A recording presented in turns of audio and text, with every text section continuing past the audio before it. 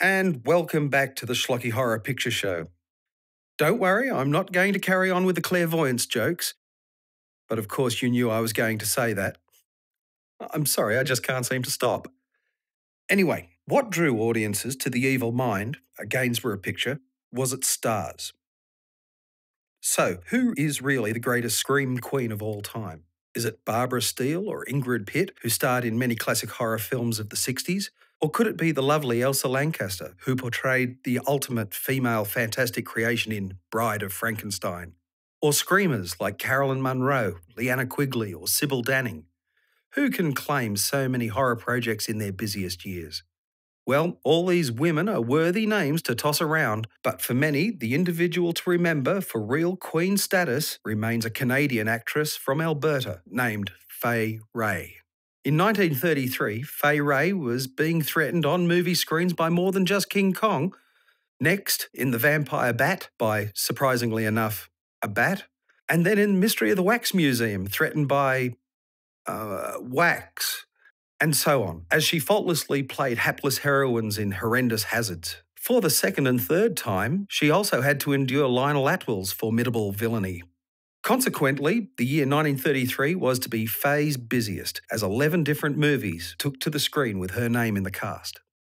Fay Wray passed away in her Manhattan apartment in 2004 from natural causes, close to a month before celebrating her 97th birthday. And she's looking quite well. The immortal paramour of the apes had been approached by director Peter Jackson about appearing in his remake of King Kong, but declined with an inarguable finality.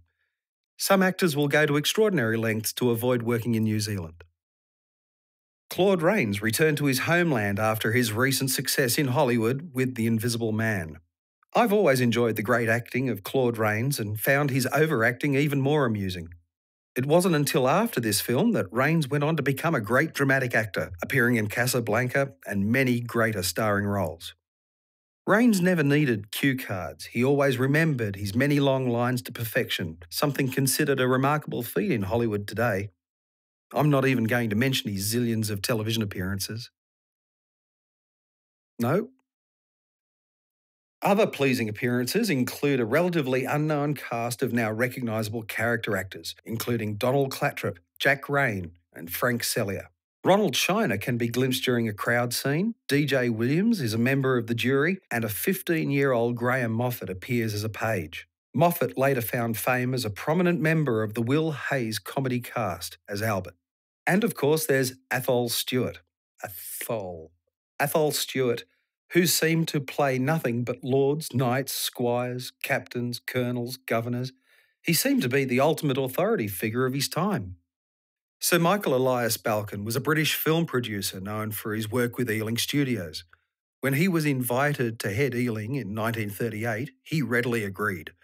Under his benevolent leadership, and surrounded by a reliable team of directors, writers, technicians and actors, Ealing became the most famous British studio in the world, despite turning out no more than 6 feature films a year.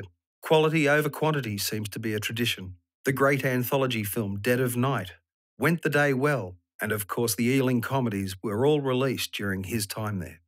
In over 230 films, he worked with Alfred Hitchcock, Basil Dearden, and Michael Ralph, me, and many other greats of the film world. And he was made a Knight Commander of the Order of the British Empire of the Yada Yada Yada in 1948. After World War II, his style of nice films were on the way out, so Ealing Studios started going down the tubes during the 1950s, and Balcon's creative control at other companies waned considerably. The last film on which he worked as an executive producer was Tom Jones back in 1963, after which he continued to encourage young directors, funding low-budget experimental work, in other words, pretentious rubbish. I shouldn't really say that, but I mean, he is dead after all, and it's not like any of those up-and-coming directors are ever going to give me a job, are they? Anyway, enough of my complaining. It's not as if anybody listens. Let's just get back to the future with The Clairvoyant. I mean, The Evil Mind. The first film to tell you what's going to happen next. On purpose.